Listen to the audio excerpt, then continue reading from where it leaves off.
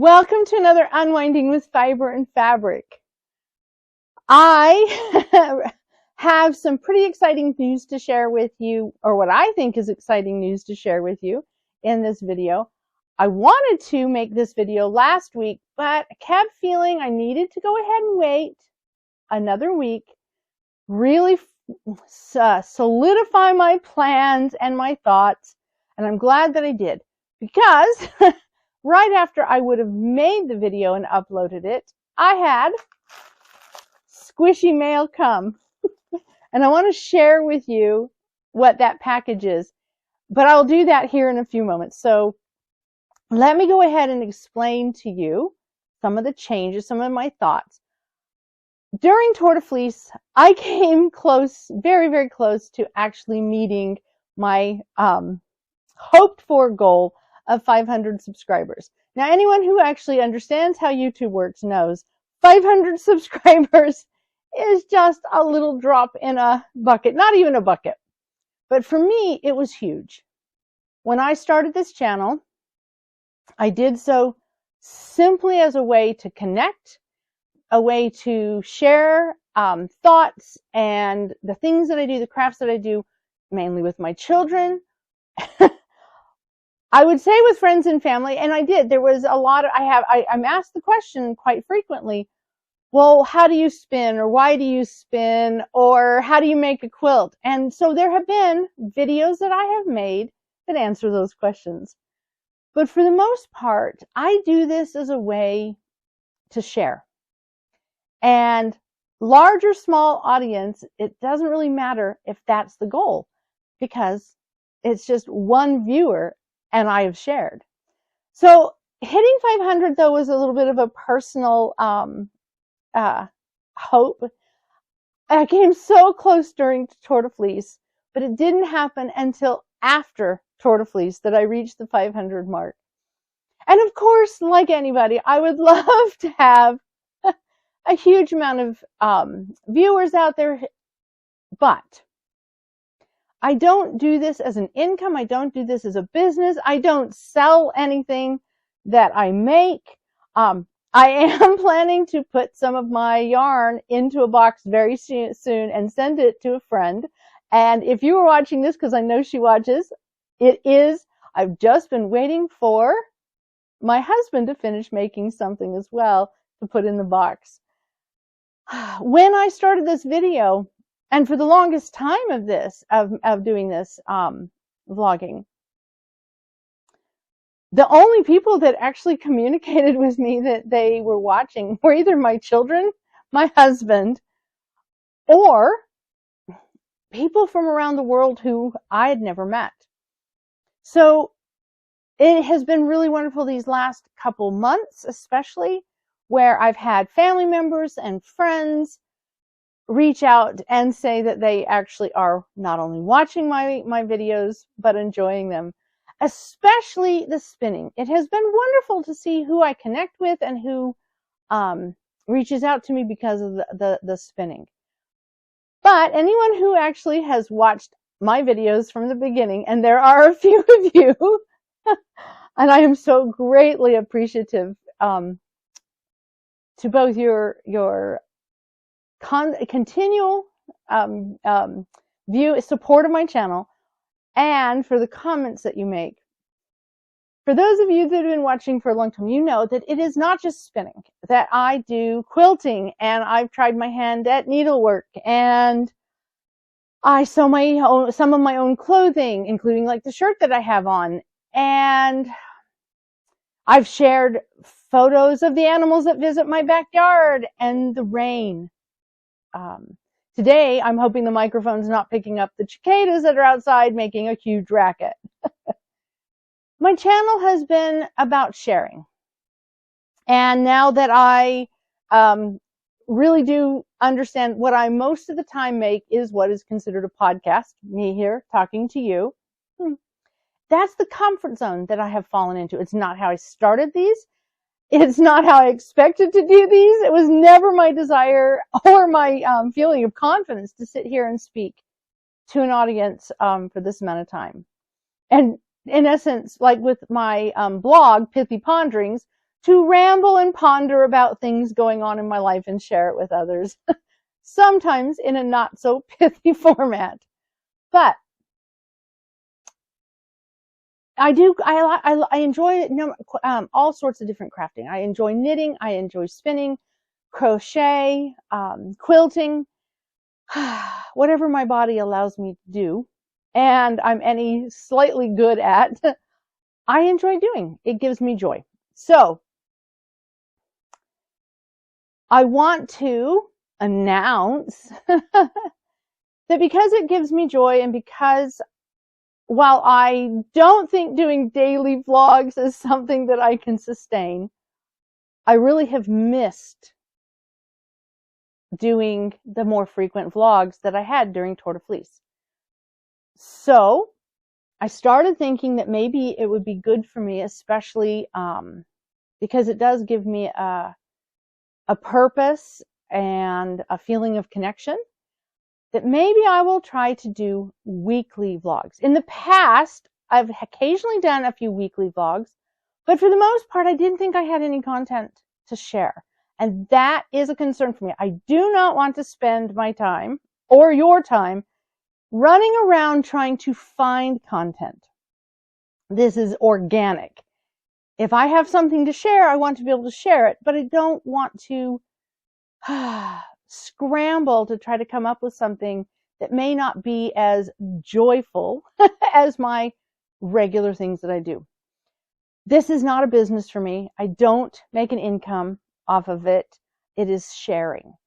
And so that was one of the reasons why I wasn't sure a weekly vlog, a weekly podcast was something that I could sustain.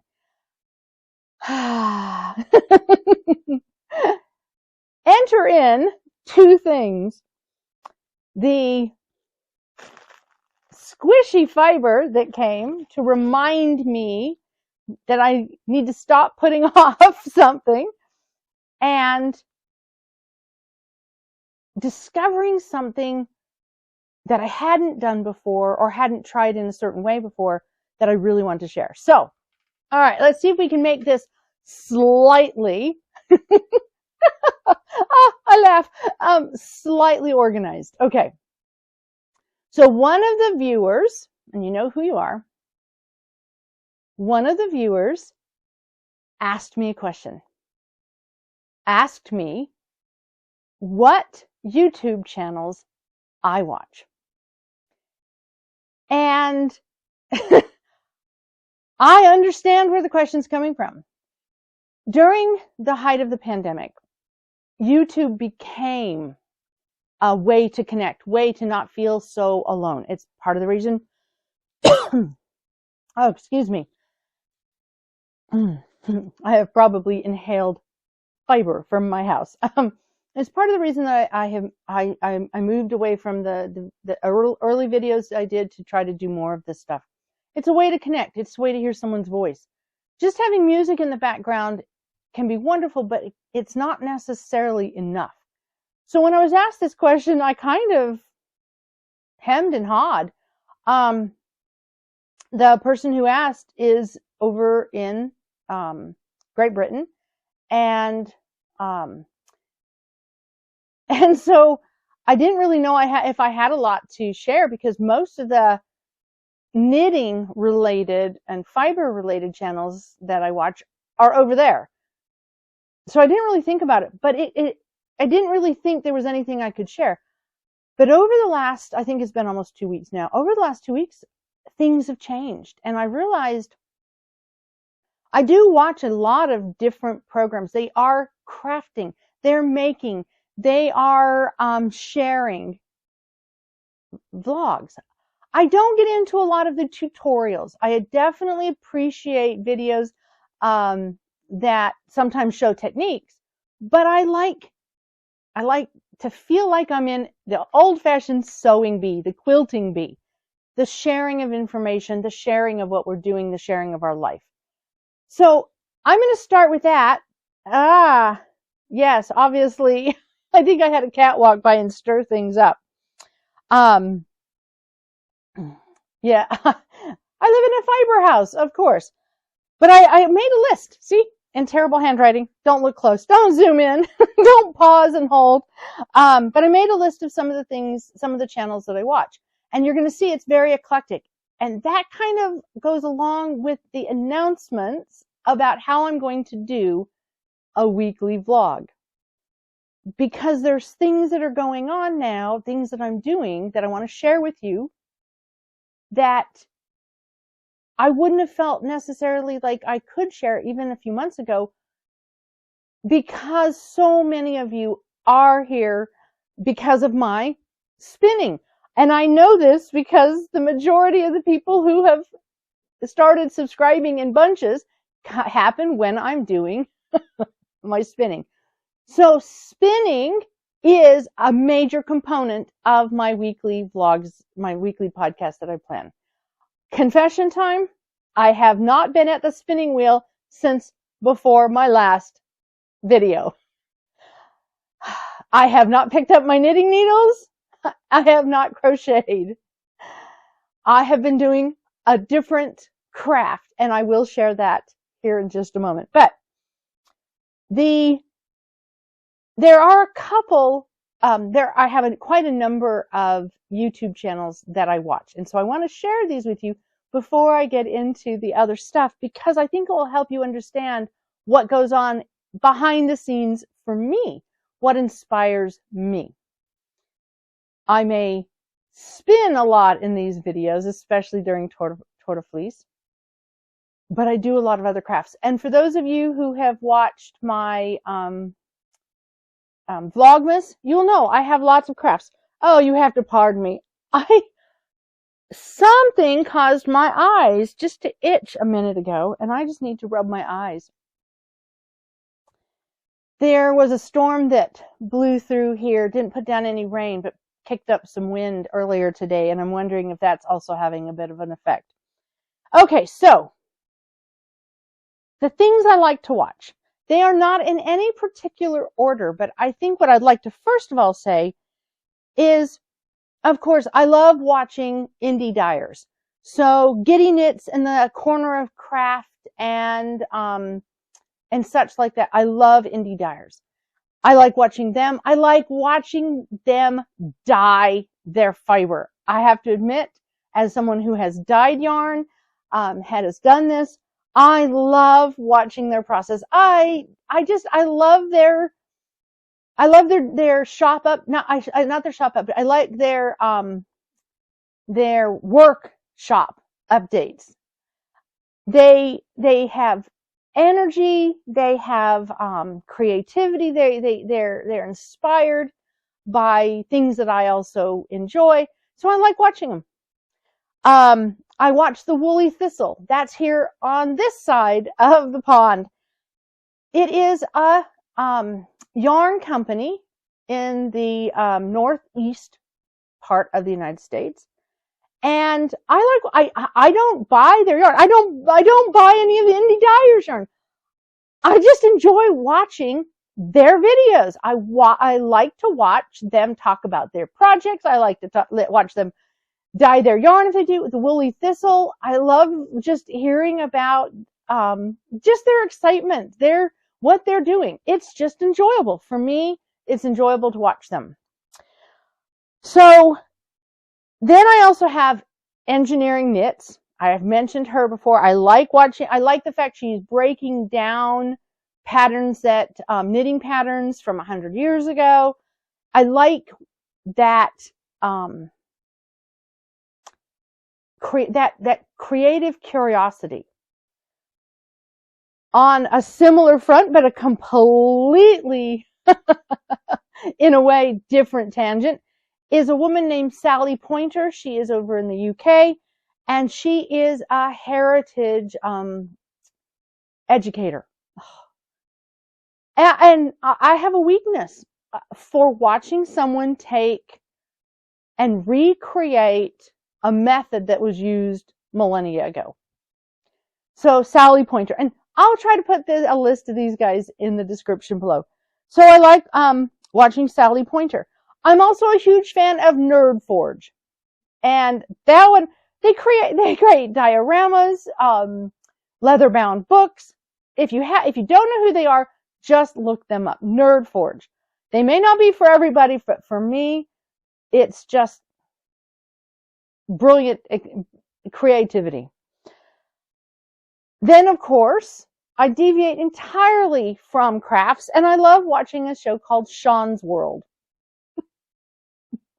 Someone my age who is relocated to France and is trying to, with his wife and his children, trying to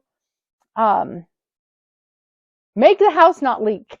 And not the big chateau, which, yes, I'm a huge Chateau Diaries fan, but not a chateau. A cottage, a stone cottage that they're doing. I really enjoy watching, and it relaxes me. His tone of voice, his rhythm, the stuff that he does, it's relaxing. I also watch someone from Germany named Laura Kampf, and she's a creator. She's also doing a house project that I'm truly enjoying because it falls in the category of, oh my goodness, what in the world did I get myself into? But I'm young. Hey, we'll figure this out. So I watched that. That's from Germany. As I've mentioned, I'm a huge Chateau Diaries fan. If you don't know what Chateau Diaries are, oh my goodness, there's a joy to what they do. And I greatly respect what Stephanie has done in both creating a community, a physical community where she is at, a virtual community through the people who watch her. And I also greatly appreciate the way she has created something and shared it in such a way that others have been able to benefit from it. If you watch a number of you'll see what she has done in the world of preserving her own chateau and helping others understand how they might be able to do the same is pretty phenomenal. And I know that she understands that she's done something big, but I know she also recognizes that it has been very organic, and she tries to give back more than she gets. I think she truthfully does. So I enjoy watching Chateau Diaries, but I also just have great respect for what she is doing and how she shares with the world what she's doing. Okay. Then a complete left turn here. I watch a young person named Florian Gadsby. He is a potter, and most of what he does, I'm not sure if he ever really talks much to the camera or if he does. But basically, he is a potter, and it's just really relaxing to watch him throw clay on a pot, or for pots, okay? Occasionally, I just like that calmness and watching the wheel turn as he works on it. I watch someone out of Canada that's called Shannon Makes. Another person who tries to do some vintage, who tries to upcycle everything. And she's just really energetic and yet at the same time soothing to listen to. Now I'm kind of moving into, another little in left turn. If you're interested at all in history and cooking, I do watch a channel called Tasting History with Max Miller. I watch him as much as I watch Paul Hollywood. They both create different types of things, but they are creative. They're enjoyable. Yes, I watch Paul Hollywood. It is because of watching him talking about heather honey from Scotland that I created this quilt. Oh yes, I might as well show the pillow. I do have show and tell. This was inspired, and the wall hangings that I know I'm putting up here, this was inspired by watching Paul Hollywood talk about heather honey. I thought, oh, I had these designs that I'd purchased, but I wasn't too into the color scheme. I wanted something that read spring and summer because I have a lot of autumn colored stuff, and I didn't necessarily want that right now. So I turned some of the flowers purple, and in being inspired by the idea of heather. So I watch Paul Hollywood. I enjoy trying some of his recipes. I like watching Max Miller and some of the buzz. I don't actually try his recipes. I like watching history. Tasting history is for the visual stimulus, not for my taste buds. Just throwing that out there. But that brings me to the list of things that have inspired the second part of what I want to do with these daily vlogs. I started watching, and this pillow is shows you an example of it. It's paper piecing. Now there are two types of paper piecing. There is the paper piecing that we use the foundation, and traditionally it was designs that were drawn out on muslin. I think in some areas the world called calico, but a plain even weave fabric that you used as a foundation to piece intricate piecing on. And I have done that type of the foundation paper piecing in the past, and I enjoy it, but I really don't like sitting at the sewing machine. It's a necessary part of what I do, not so much the joy. This, however, while this could have been done on the sewing machine, the design is actually the other type of paper piecing. And it was so funny. I was listening to, I believe her name is Kate, and she's on The Last Homely House. She's also in the UK. She was talking about it. She said she asked her friends, and she's not sure why they call it English paper piecing, other than to distinguish it from foundation paper piecing. I don't know why we call it English paper piecing or EPP either, but that's what I'm going to go with, because it kind of makes it easier to, follow. And English paper piecing, with it you cut out the individuals. And so in quilting, there are a couple different ways that quilting has, especially in the last 40, 50 years, that quilting has moved. There is traditional piecing, which can be done with templates or, with templates. Traditional piecing in the past, before the rotary cutters and what we now know is strip piecing, where you cut lots of strips off of a bolt of fabric and then you cut them into smaller pieces and sew them together. Template piecing is where you cut out the shape of the piece that you need.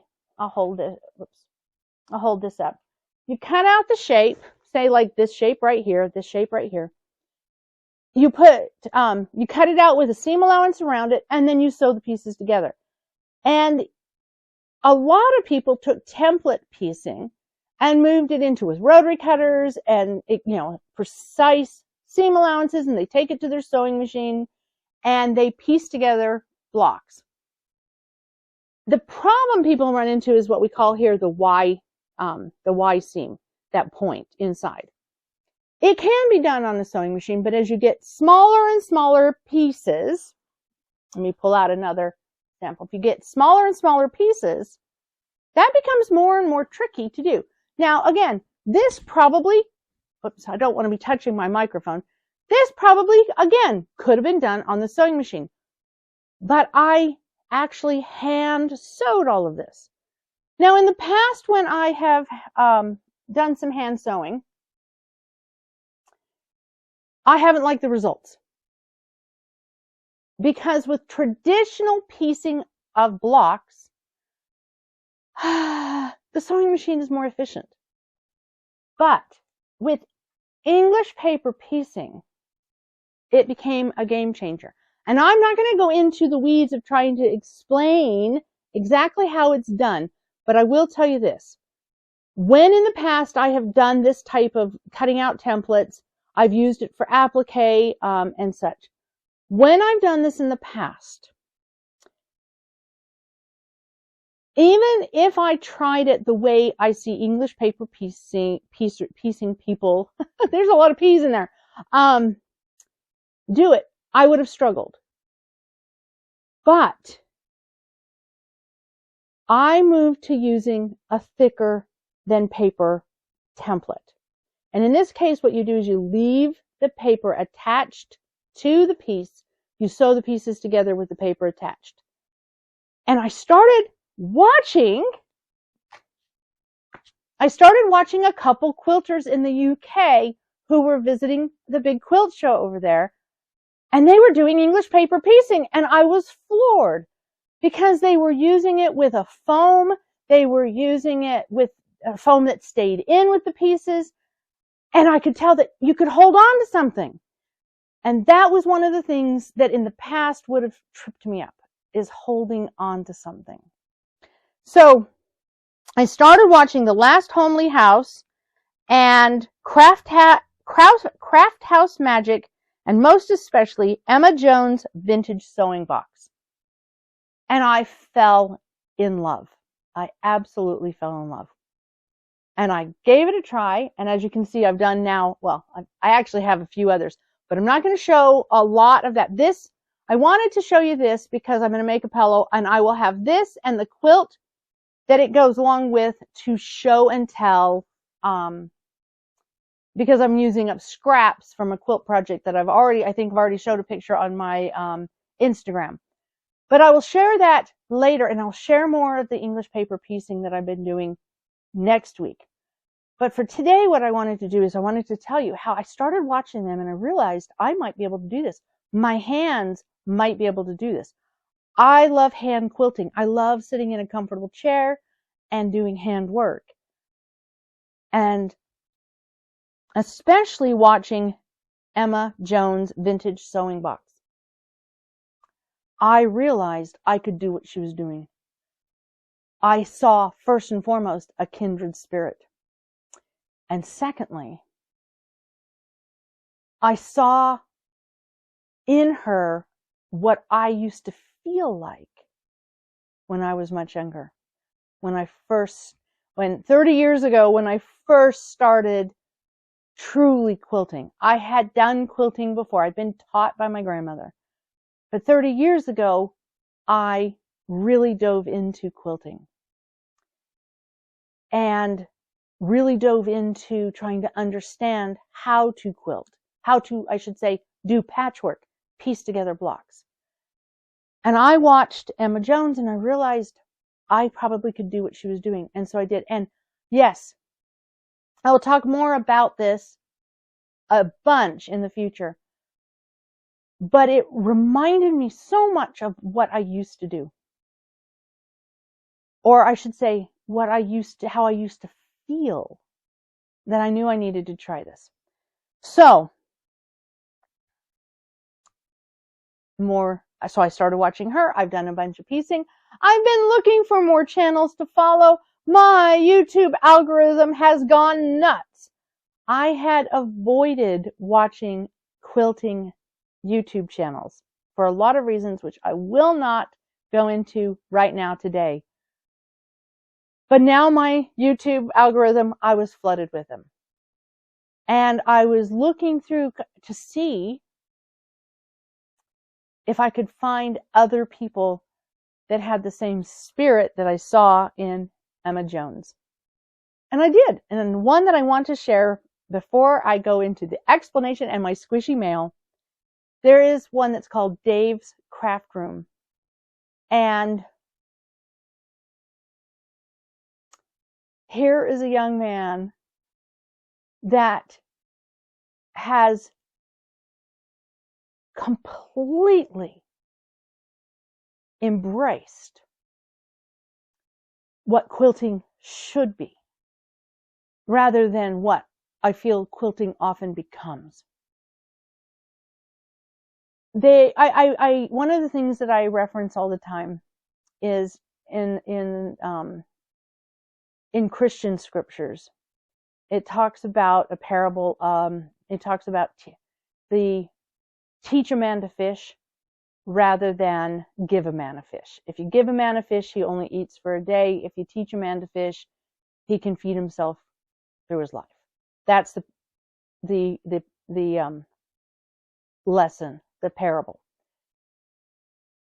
And that is something I really take to heart.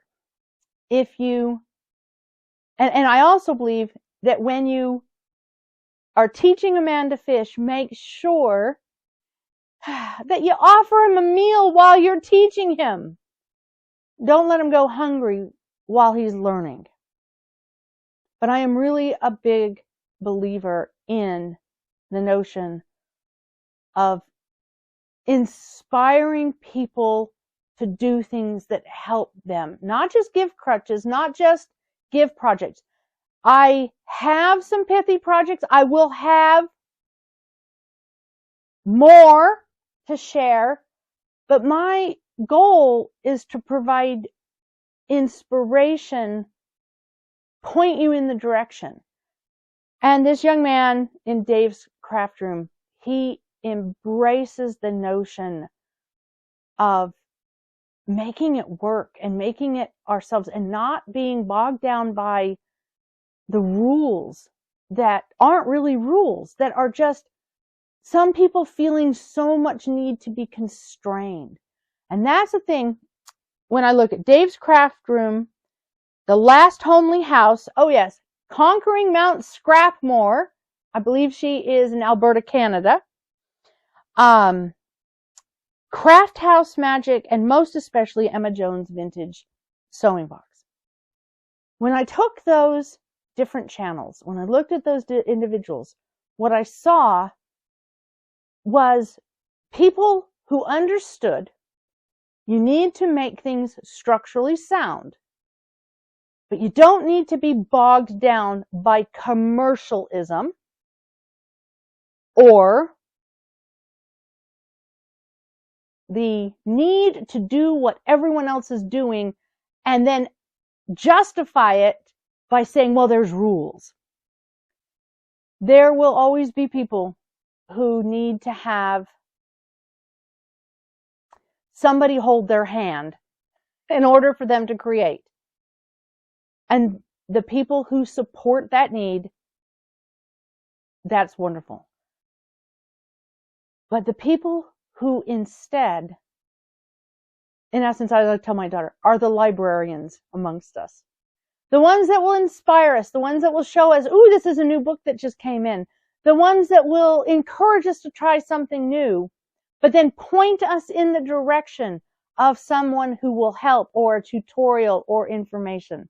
The librarians amongst us, they are the ones that I really gravitate to. I find them more relaxing to watch. I find there's less pressure. I find that they understand the basic principle of why we make these things rather than simply making it to stay busy.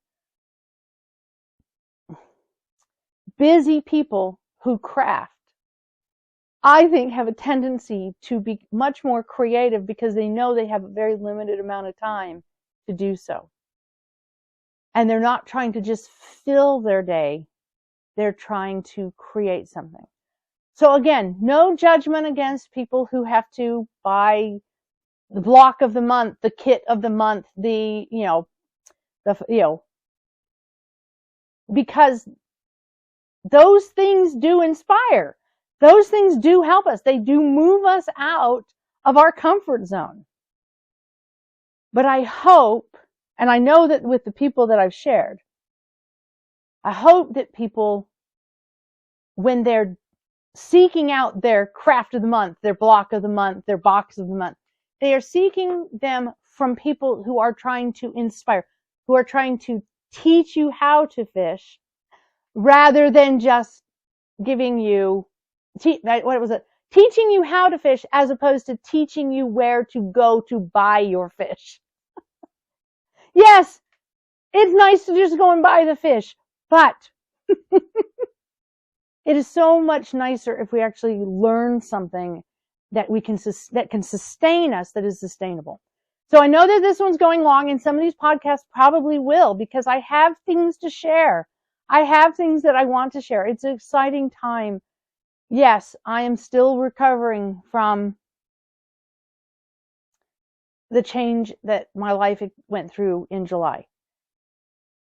But I am looking forward rather than only looking back. I am still spending a great deal of time in the past, but I am also trying to be in the present and also trying to look to a future. So I have so much I want to share, and I've tried to limit it down to the few things today. But, and I know I keep hinting around it, I intend to do a weekly vlog in order to be able to share with you my English paper piecing journey and what this one reminded me I really needed to do sooner than later. So,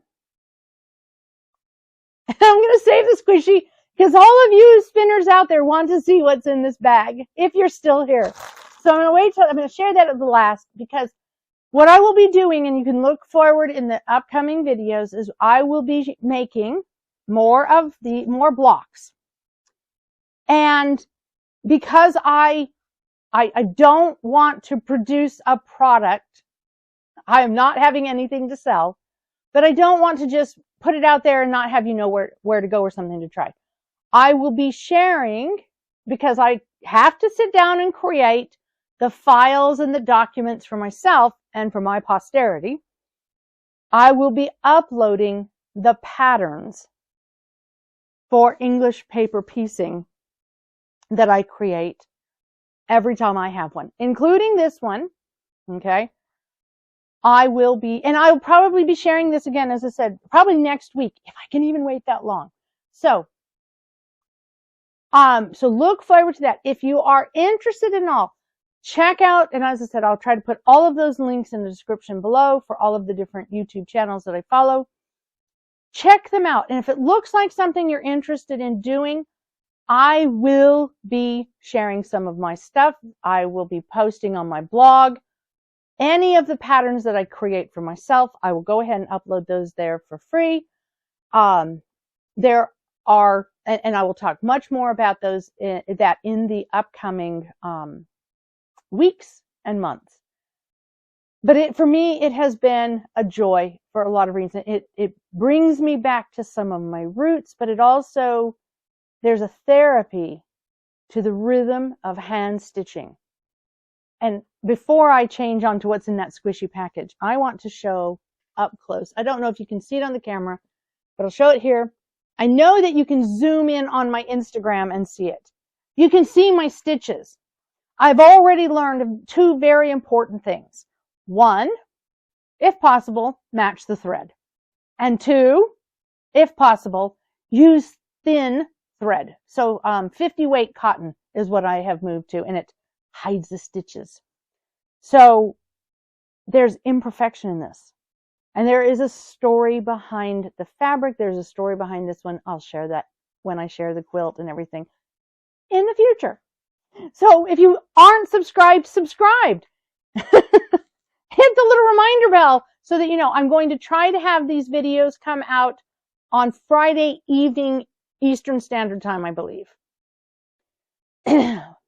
I like to try to have them come out I shouldn't say evening, I think mid-afternoon.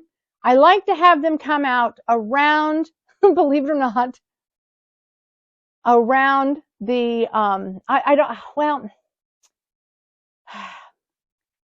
I've been trying to have them come out so that they would be available on a Saturday morning. I think I prefer a Friday evening. I've actually really tried to make sure that they were available at different points so that they were something that could be watched by the people overseas as opposed to here, because I have kids that are overseas. But best way to do it is subscribe, hit the reminder.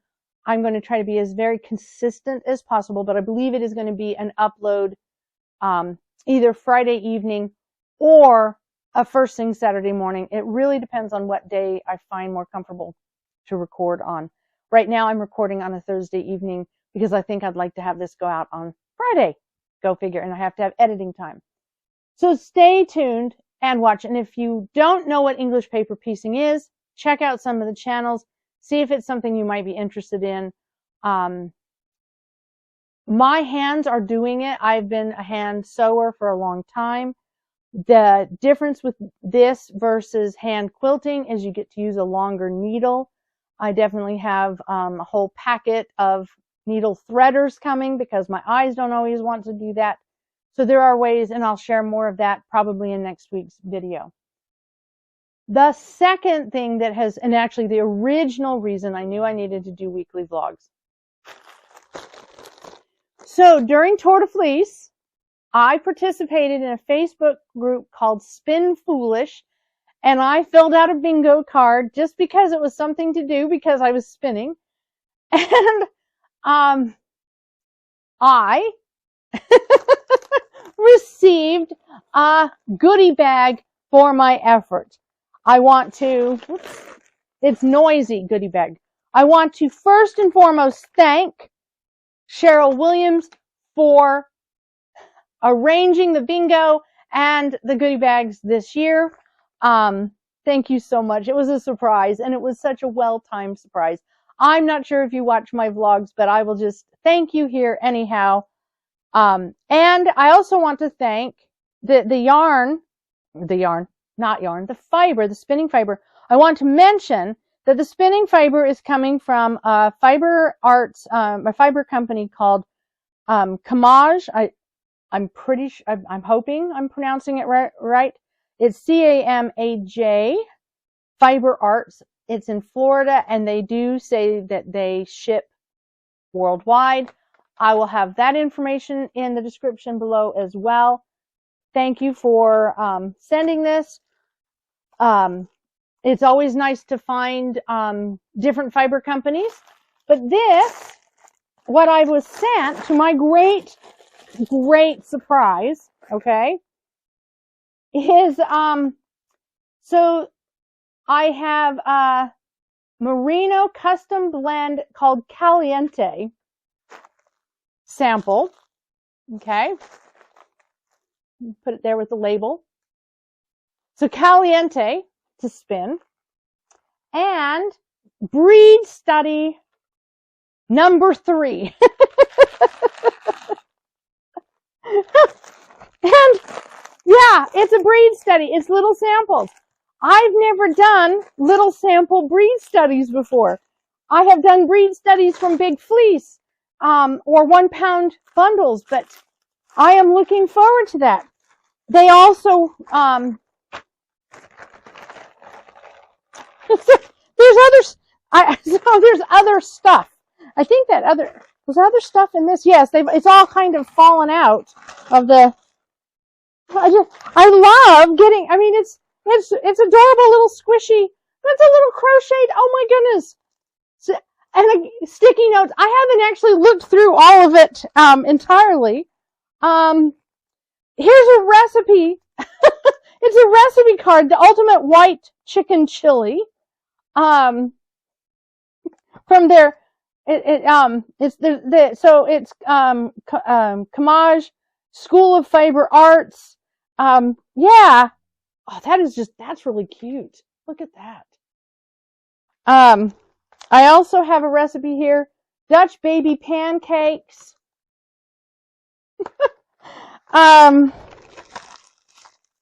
Oh yes, the way to my heart. A lollipop.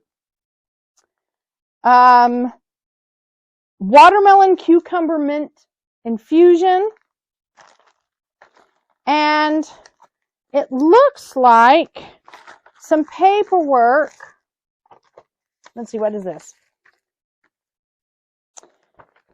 Yes, it's the paperwork for the breed study. Oh my goodness. Yeah, that is fabulous. What a fabulous thing. So I noticed on their website that they don't have, it looks like they're sold out of their breed studies, but it sounds like something that they will do for next year. So check back with them. But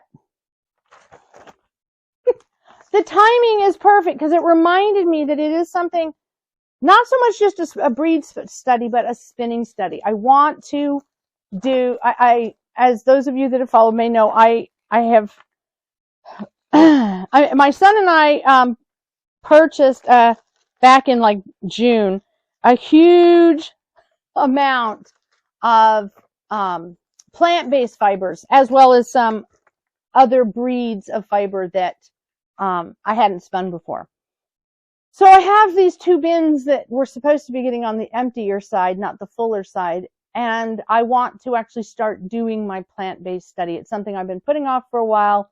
I have wanted to try my hand at flax. I've wanted to try my hand at some of these other cellulose-based fibers, and that means more spinning videos.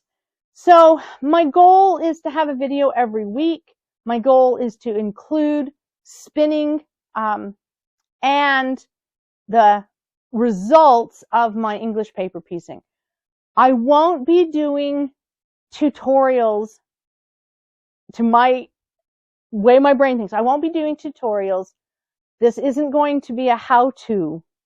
It is going to continue being a podcast about what I'm crafting and what I'm doing, but with more information about the spinning that I'm doing, maybe actually behind the wheel, because people do seem to like to watch the wheels spin, but also a way to update you and provide to you, update you on some of the sewing I'm doing and provide to you some of the patterns. So let me start to wrap up this much longer than a normal podcast. Normal for me.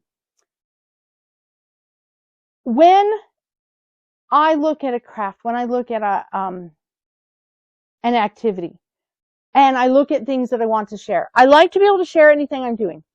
I know that when it comes to the machine embroidery, that's not something a lot of people can have access to. I know when it comes to making my earrings, although these earrings are made from charms that I bought. When I wear my other earrings, a lot of people don't have laser cutters. They may not have paper cutters, that punch things out. I'm really very fortunate to have access to some technology. I have access to some software that I love, my quilting software, my embroidery software. And I do like to share when I make things that are mine to share.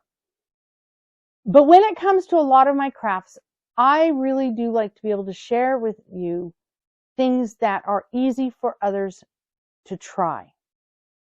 That's why I like spinning so much and sharing about the spinning, is that whether it's on a drop spindle or on a wheel, spinning is something that can be much more approachable than some of the other things. Knitting is something that can be more approachable. It can be more budget friendly if that is what you're looking for. With the English paper piecing, it is one of the things that really drew me to it. Is unlike a lot of the quilting world in which we deal in yardage, English paper piecing harkens back to the real use of small pieces, use of scraps, use of things that maybe you had a shirt that's worn out in a few areas, but there's some other areas that are in still really good shape and you can use that fabric. It harkens back to my origins with my grandmothers, with my great-grandmothers. And it's something that with a needle and thread and a little needle book, which I stitched backwards. Because I digitized this. I stitched this backwards. I'll have to make another one. A little needle book, a thimble, some thread, and some scraps of fabric, some legitimate scraps of fabric. You can construct. Now, as I will be showing you in next week, I actually am going to be using my vintage fabric collection, some stuff that I have that I know goes back probably to the 1930s, the 1940s. Certainly, it predates the 1960s. And I had been trying to figure out how to do a project using that. There's not enough of it to do in anything large. I didn't want to just make a bunch of throw pillows because I'm making enough of those with the machine embroidery. So I have put together 30 designs. Yes, I've actually sat down at the computer.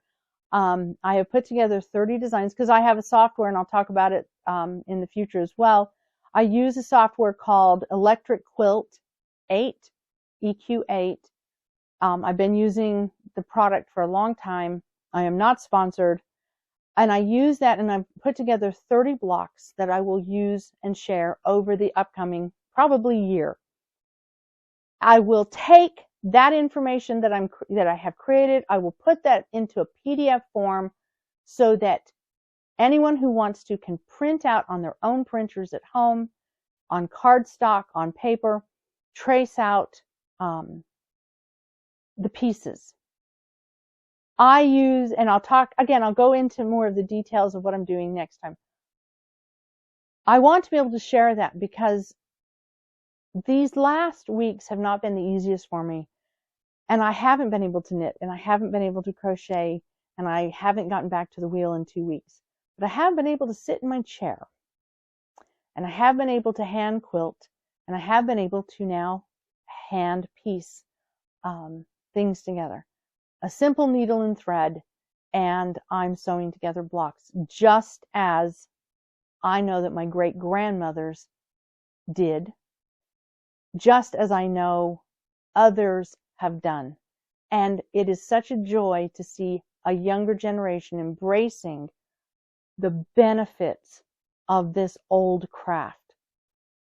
There is nothing wrong with a sewing machine and high-speed quilting, but discovering for myself the joys of slow work. It's been very helpful these last few weeks. And that's what I want to share. And that is what I plan to share, the slow work, the learning how to do something, the doing things on a slower pace, the creating things from smaller batches, from scraps, but most importantly, taking our time. Not because there aren't deadlines or goals or busy lives, but because there is value in slowing down. There is value in doing things a different way. Now, I will tell you, conquering Mount Scrapmore, there is nothing slow about what she's doing. And Dave's craft room, oh my goodness, that guy, wow. It's mind-blowing to watch him work.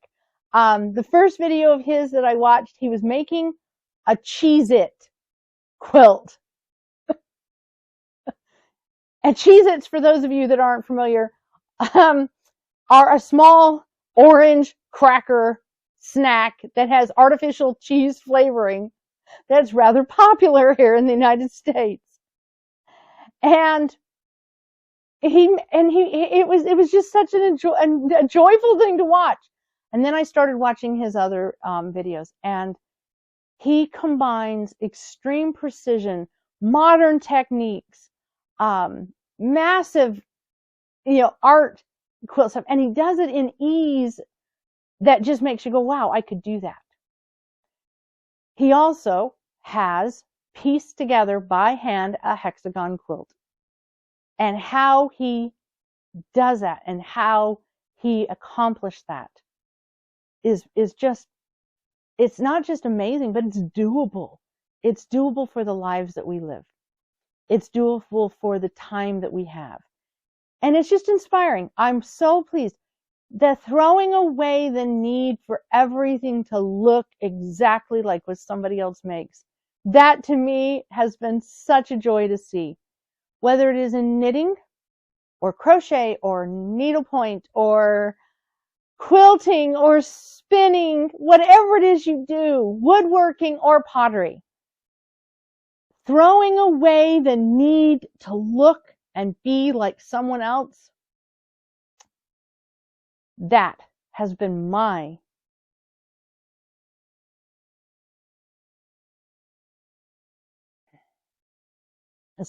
that has been my therapy these last weeks. That is what's helped me feel I'm now unwinding and finding joy and peace. Through watching others, especially so many of them that are really not that much different in age from my own children, seeing a generation embrace the freedom to be an individual, to be different from the crowd. That's what I needed. That's what I've needed. And that's the boost I've needed to be able to do a fiber study and share a new journey as well. So thank you for joining me for one of my longest podcasts ever. For those of you that have made it to the end, kudos. And we will see you again soon for another Unwinding with Fiber and Fabric. I hope that you will have a wonderful week ahead and that some of you may just decide to join me on my English paper piecing journey. If not with a needle and thread in your own hand, virtually through watching me through my vlogs. I will definitely still have all the spinning content that I've been having.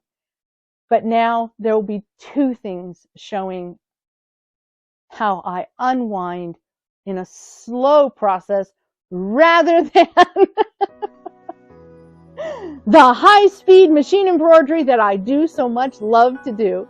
So until next week, I wish you all the best, and we will see you again very soon. Bye.